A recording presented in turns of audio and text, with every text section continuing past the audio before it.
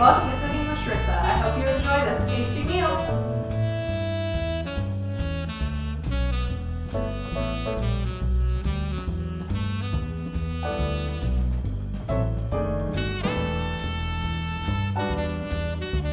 And welcome back to Cooking with Sharissa.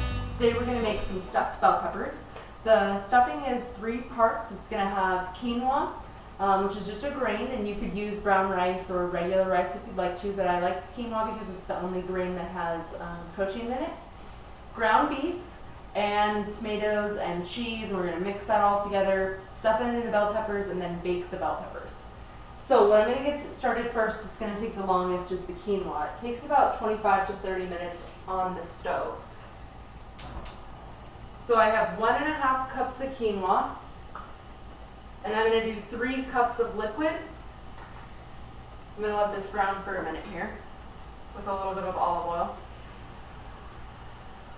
So I'm going to do 3 cups of liquid. I'm going to do 1.5 cups of broth. You could use beef broth, you could use chicken broth, anything to give the quinoa a little bit of extra flavor because it doesn't have a whole lot on its own. And then 1.5 cups of water. I'm also going to season it with salt and pepper. I'm going to season every step as we go so that all the pieces have good flavor for when I stuff the bell peppers. Because if I was to cook everything and then season it when I do the bell peppers, it's not going to come through in flavor. While my quinoa is browning, I'm going to start browning my ground beef. And later when the quinoa is finished and my ground beef is finished, I'll mix in a can of diced tomatoes and mix the mixture all together before I stuff the bell peppers.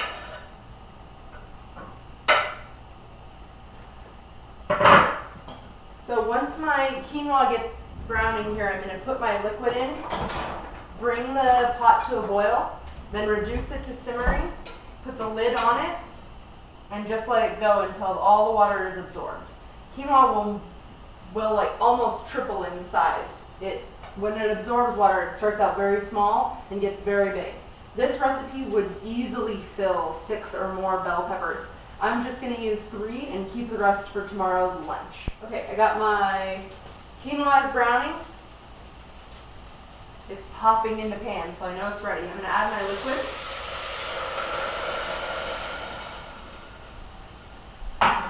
And once the liquid comes up to a boil, I'll reduce it to a simmer.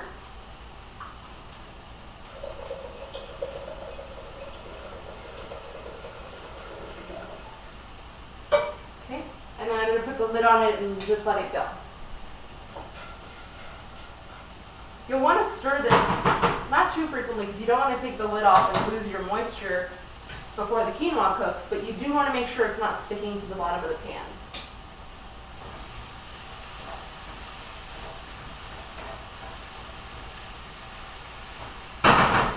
Okay, like I said, I'm going to add a little bit of salt and pepper to my quinoa here so I get nice flavor from all the bases. And I'll do the same thing when I get the meat in the pan.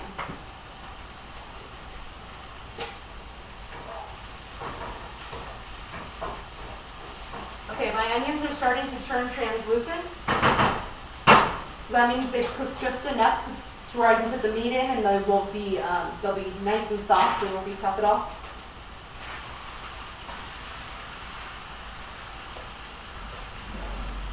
Okay, I'm going to finish browning this beef on all sides. You don't want to move it around in the pan too much, you just want to let it sit and brown and do its thing. I'm going to let my quinoa come up to a boil and then down to a simmer, put the lid on it, and I'll see you back here in about 20 minutes when my quinoa is finished and I'll show you how to put it all together.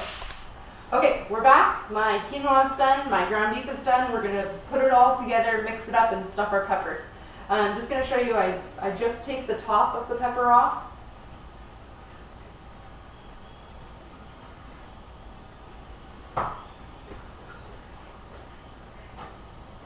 Pull the top out, with the seeds come with it. Throw that away. And all of my peppers are going to go in a loaf pan, and I'm going to put some water in there as well. Okay, just combining my ingredients here. Everything has been seasoned already. So I've got my quinoa, my ground beef, and a can of diced tomatoes. All going in the pot here. Mix all this in. And like I said, this is going to make a lot of leftovers. So you can stuff more peppers or keep it for the next day for lunch. Put a little dollop of plain yogurt on there. It makes an excellent lunch. Okay, just going to take my spoon and fill my peppers up here. Want to stuff them nice and tight so you got a good amount of filling, and the peppers will cook in the oven. Okay, once my peppers are full, I'm going to top them with a little bit of shredded cheese.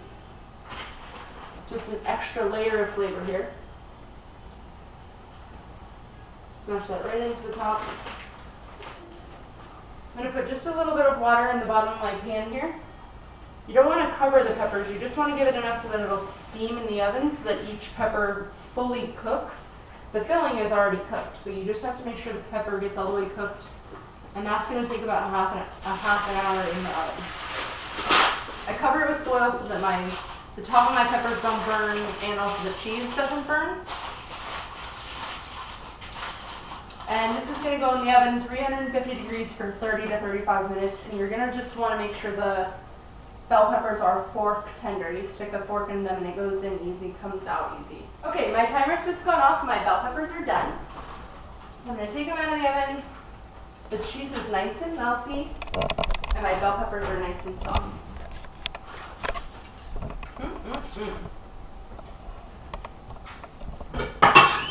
Grab a bowl here.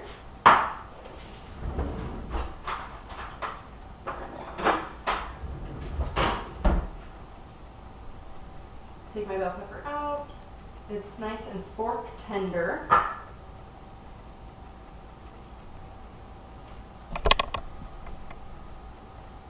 Mmm.